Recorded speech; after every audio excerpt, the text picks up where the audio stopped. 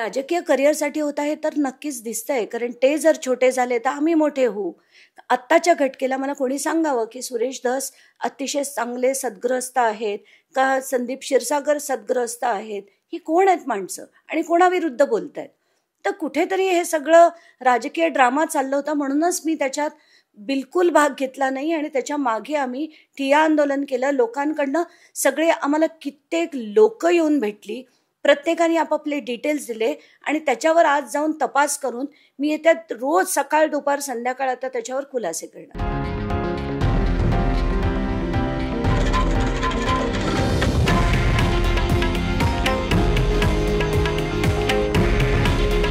हे आहे देशातील नंबर 1 न्यूज नेटवर्क आणि आपण पाहत आहात TV9 मराठी.